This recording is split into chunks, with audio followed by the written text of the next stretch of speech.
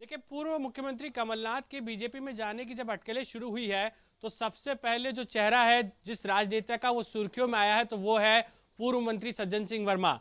कमलनाथ के काफी करीबी है और जब मध्य प्रदेश में कमलनाथ सरकार बनी थी तो यहाँ पर जो है वो अगर बात की जाए तो दूसरे नंबर के वे कहीं ना कहीं जो है वो सरकार में उनका पद था और सीधे सज्जन सिंह वर्मा इस वक्त जुड़ रहे हैं। और पहले जो है वो कांग्रेस का पंजा उनकी आईडी पर नजर आ रहा था और अब जनगणमन। वर्मा जी, सबसे पहले तो इसके क्या कुछ मायने हैं? देखिए क्या है, जब जिनके साथ मैंने 40 वर्ष तक राजनीतिक और सामाजिक जीवन में कदम से कदम मिला के राजनीति का सफ़र तय किया, उनका नाम है कमलनाथ जी। और राजनीति में तीन चीज़ें काम करती हैं: मान, सम्मान और अपमान, स्वाभिमान। जब इस पे कहीं चोट होती है तो आदमी को कुछ निर्णय लेने पे मजबूर होना पड़ता है। अभी कमलनाथ जी के बारे में तमाम अटकलें चल रही हैं और वो सारे कार्यक्रम छिंदवाड़ा के निरस्त करके दिल्ली पहुंच गए हैं। अब चूँकि मेरे नेता कमलनाथ जी हैं, वो क्या निर्णय लेते हैं, इसलिए शाम को बात होगी। अभी पहुँचे ही हैं और अटकलें हैं, अभी कोई कंफर्मेशन नहीं है कि वो जा रहे हैं। जब उनकी वहाँ से सब हट गया नकुलनाथ जी और उनकी आईडी से, तो मैंने अनुसरण मात्र किया। तो क्या क्या माना जाए, क्या मान सम्मान आखिर कम रह गया कांग्रेस में? क्यों इतने आहत हुए हैं कमलनाथ जी? देखिए ऐसा नहीं है, कई घटनाक्रम होते हैं राजनीति में और मैं तो स्पष्ट बोलता हूँ कि आदमी स्वाभिमान और सम्मान के लिए राजनीतिक सामाजिक जीवन में काम करता है। कहीं तो कुछ ऐसी बात है। और बात अभी ये है कि कमलनाथ जी अभी चले तो गए नहीं हैं, अटकल मात्र है। तो मैंने तो एक सूत्र वाक्य जो राजनीति में है, मान सम्मान और स्वाभिमान, जब कहीं इन पे कुठाराघात होता तब आदमी निर्णय बदलने की सोचता है। तो अभी तक तो सब कुछ ठीक है। शाम को चर्चा होगी, कल रात्रि में मेरी चर्चा हुई थी। कमलनाथ जी से आपकी बातचीत हुई, क्या कुछ कहा? रात्रि में हुई थी मेरी चर्चा उनसे। क्या क्या कुछ लगा उनकी बातों से? आपको क्या कुछ आशंकाएं लग रही?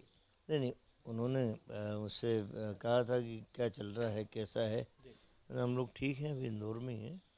बोले ये तमाम सारी की बातें चल रही हैं, क्या निर्णय लेना चाहिए। तो जो भी अतरंग बातें थी वो हम लोगों ने आपस में की, गुण दोष के आधार पे। कुछ जो मैं इस राजनीतिक जीवन में समझ पाया, कुछ उन्होंने कुछ बातें शेयर की। तो हम लोगों ने चर्चा की कि अपन को अभी सारी परिस्थितियाँ का सही ढंग से जायज़ा लेके हम किसी निर्णय पे तब पहुँचे। बोले ठीक है, मैं और बात करूँगा। सच में आप बेबाकी से अपनी बात रखते हैं। राष्ट्रीय नेतृत्व में क्या कुछ देख रहे हैं आप? क्योंकि हमेशा आप ये सवाल उठाते आए हैं कि परिवर्तन होना बहुत जरूरी है, तो वो भी कहीं ना कहीं आपको लगता है कि संगठन में उसकी भी कमी है? देखिए, निर्णयों का सही रूप से लिया जाना वो महत्वपूर्ण है। सही निर्णय नहीं हो पा रहे हैं। इस समय हमारे नेता राहुल गांधी की यात्रा का समय उचित नहीं था। जिस समय ममता बनर्जी से बैठ के बात होना थी, जिस समय अखिलेश यादव से बैठ के बात होना थी, जिस समय केजरीवाल और तेजस्वी से बैठ के बात होना थी, नीतीश कुमार से बात होना थी, उस समय यदि हम यात्रा करेंगे तो ये धीरे धीरे एक करके एक एक दल लगभग जो देश दुनिया देख रहा भाग गए। तो जो महत्वपूर्ण समय निर्णय लेने का है वो समय निर्णय नहीं ले, और कुछ निर्णय ले रहे हैं तो गलत हो रहा है। तो यही तो राजनीति के अंदर यही बड़ी इम्पोर्टेंट चीज़ें होती हैं कि सही समय पे सही निर्णय।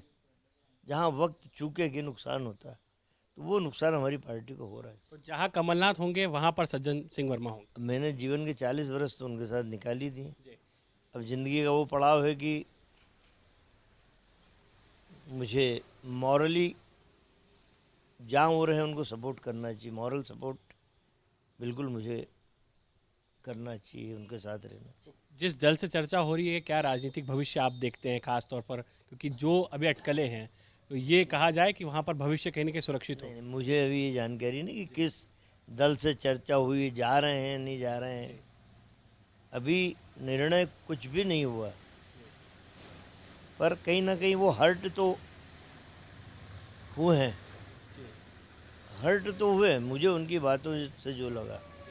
और मैंने कहा कि राजनीति आदमी मान सम्मान के लिए करता है, स्वाभिमान के लिए करता है। यदि इस पर कुठाराघात होगा तो आदमी सोचने पे ऑटोमेटिक मजबूर हो जाता है।